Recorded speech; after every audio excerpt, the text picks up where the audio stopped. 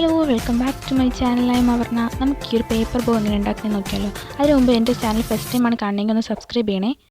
നമുക്ക് ഇതേപോലെ ഒരു പേപ്പർ എടുത്തിട്ട് ഇതേപോലെ ട്രയാങ്കിൾ രീതിയിൽ ജസ്റ്റ് ഒന്ന് ഫോൾഡ് ചെയ്ത് കൊടുക്കുക.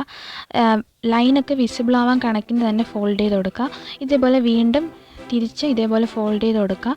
നന്നായിട്ട് തന്നെ ഫോൾഡ് ചെയ്യാൻ ശ്രദ്ധിക്കുക. ഇതേപോലെ പ്രസ് ചെയ്ത് കൊടുത്താൽ നമുക്ക് ലൈൻ വിസിബിളായിട്ട് കാണാൻ സാധിക്കും. എന്നിട്ട് നന്നായിട്ട് നിവർത്തിയതിന് ശേഷം തിരിച്ചും ഇതേപോലെ ഇങ്ങോട്ടേക്ക് ഫോൾഡ് ചെയ്ത് കൊടുക്കുക. ഇതേപോലെ ഫോൾഡ് ചെയ്യുമ്പോൾ ഇങ്ങനെയാണ് ലൈൻ കിട്ടുക. നമുക്കിനി സെൻറ്റർ പോർഷനിൽ 1 സെൻറ്റിമീറ്റർ എന്ന ഇതിൽ എടുത്തു കൊടുക്കാം. 1 സെൻറ്റിമീറ്ററാണ് ഞാനിവിടെ എടുക്കുന്നത്. അതിന് പുറമേ നിങ്ങൾക്ക് എടുക്കാം. അതിനുശേഷം ആ 1 സെൻറ്റിമീറ്ററിന് ഇപ്പുറം വെച്ചിട്ട് ട്രയാങ്കിൾ രീതിയിൽ ഒന്ന് കട്ട് ചെയ്തെടുക്കാം. ഫുള്ള് കട്ട് ചെയ്യാതിരിക്കാൻ വേണ്ടി ശ്രദ്ധിക്കുക. ഇതുപോലെ അങ്ങോട്ടേക്ക് കട്ട് ചെയ്തെടുക്കുക. അതിനുശേഷം നമ്മൾ സ്കെയിൽ യൂസ് ചെയ്ത് ഈ 2 പോർഷനും കൂട്ടിമുട്ടിയ ഭാഗത്തിൻ്റെ താഴോട്ട് ഇതുപോലെ അങ്ങോട്ട് വരച്ച് കൊടുക്കുക.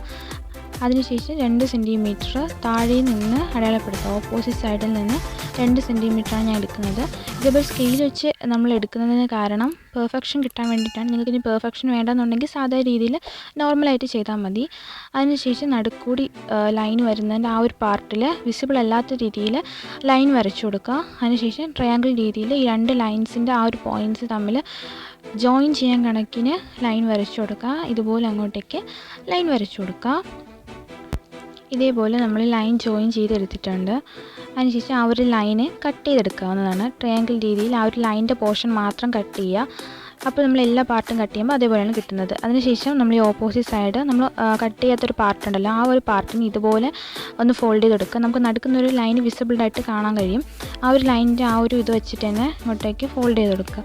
ഈ ഒരു രീതിയിൽ നന്നായിട്ട് ഫോൾഡ് ചെയ്ത് കൊടുക്കാം. അപ്പോൾ നമുക്ക് ഈ ഒരു ലൈന് പെർഫെക്റ്റ് ആയിട്ട് കിട്ടും. അതിനുശേഷം ഇതുപോലെ ചെറുതായിട്ട് ഗ്ലൂ അപ്ലൈ ചെയ്ത് ഈ സെൻറ്റർ പോർഷൻ വെച്ച് ഒട്ടിച്ചു കൊടുക്കാം. നന്നായിട്ട് ഒട്ടിച്ചതിന് ശേഷം സെൻറ്റർ പോർഷനിൽ കുറച്ച് ഗ്ലൂ അപ്ലൈ ചെയ്യാം. മുകളിലുള്ള ആ ഒരു പാർട്ട് താഴോട്ട് ഇതുപോലെ അങ്ങോട്ടേക്ക് വെച്ച് കൊടുക്കാം. എന്നിട്ട് അതിൻ്റെ ബാക്ക് വശത്തുള്ള ഈ 2 പാർട്ടായിട്ട് കിടക്കുന്നുണ്ടല്ലോ, അതിന് നമ്മൾ ബേക്ക് ചെയ്ത് വെച്ചിട്ട് ഇതുപോലെ വെച്ച് കൊടുക്കാം. എന്നിട്ട് കുറച്ച് ഗ്ലൂ ഇങ്ങോട്ടേക്ക് അപ്ലൈ ചെയ്ത് കൊടുത്ത് അത് ജസ്റ്റ് ഒന്ന് ഒട്ടിച്ച് കൊടുക്കാം.